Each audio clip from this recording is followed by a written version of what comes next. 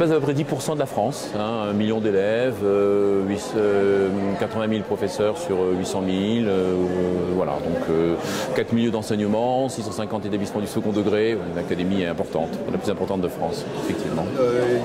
Il y a des disparités, j'imagine, de qualité d'enseignement, d'établissement, différents départements, ruralité, urbanité. Voilà, c'est une académie qui est globalement, on va dire, favorisée par les catégories professionnelles des parents, mais une académie extrêmement contrastée, 4 départements très importants, à peu près équilibrés, mais avec des zones un peu plus difficiles que d'autres, ou nettement plus difficiles que d'autres, des zones qui sont plus aisées globalement en termes de richesse ou de potentiel fiscal, et puis des zones extrêmement difficiles, extrêmement compliquées. Donc c'est une académie contrastée, comme beaucoup d'académies, et l'action de l'académie et du recteur, c'est de justement inscrire son action dans les territoires, dans la profondeur des territoires, les territoires étant chacun différent. Donc c'est une académie qui a les moyens. Pour déployer le numérique, il en faut. Quelles sont les lignes emblématiques de l'académie sur le numérique depuis quelques années?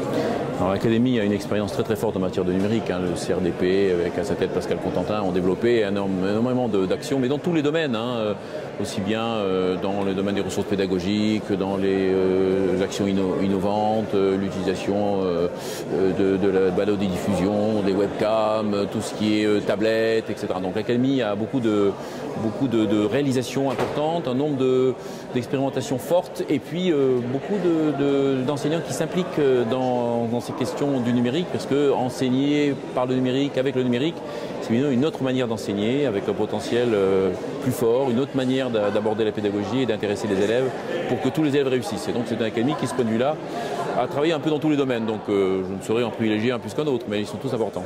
Donc là aujourd'hui on est sur le maître journée, et traditionnellement sur le maître journée on parle de l'espace numérique de travail, qui sont des très gros chantiers informatiques, et aussi en termes de pédagogie, développer la pédagogie avec l'UNT, c'est assez conséquent. J'imagine que sur la plus grosse académie de France, ça l'est aussi.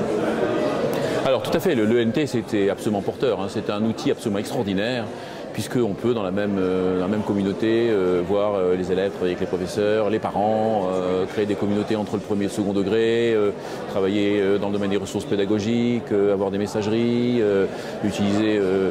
avoir des échanges sur les notes, etc., etc. Donc c'est un potentiel d'action absolument extraordinaire, et nous avons effectivement un ENT au niveau régional qui ne se passe pas dans des conditions très optimales, et que la région veut sans arrêt améliorer. Bon, donc du coup là il y a un enjeu, mais nous avons effectivement 2 départements qui sont lancés dans une expérimentation, une implantation de ENT au niveau des collèges et bientôt des écoles, le Val d'Oise et les Hauts-de-Seine, qui fonctionnent très très bien. J'en connaissais les contours, je viens d'en voir la démonstration, elle est absolument exceptionnelle. Et ce que l'on me dit de ces ENT, c'est qu'ils sont très utilisés, que les parents y trouvent beaucoup d'intérêt, que les professeurs y sont très sensibles, et que voilà, on trouve un nombre de parents, par exemple, de plus de 50% des parents qui utilisent d'ores et déjà ces espaces numériques de travail. Donc c'est exceptionnel.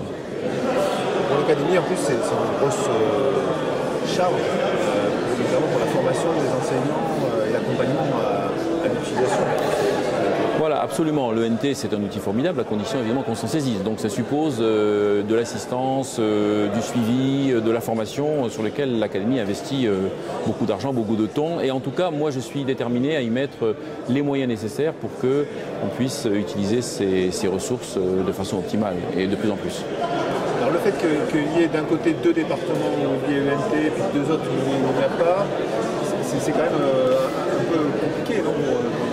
Oui, en tout cas, ça nous fait une nouvelle frontière, ça nous fait une frontière à conquérir, parce que de toute façon, ce travail se fait avec les collectivités territoriales. Voilà. Et donc, nous sommes honnêtement pas loin de convaincre les 2 autres départements de se lancer dans cette affaire, fort d'ailleurs de l'expérience réussie des 2 premiers départements. Bonne chance que les autres passent à cet espace numérique de travail de façon assez rapide. Vous êtes optimiste sur le futur des ENT sur votre académie?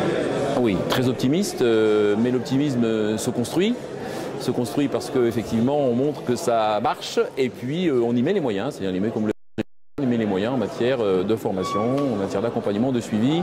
Il faut que tout ça se fonctionne, et je crois que c'est la preuve par la réussite, et c'est la preuve par le faire. Et c'est important que ça se passe comme ça dans les académies, sinon on n'arrivera pas à convaincre. Voilà.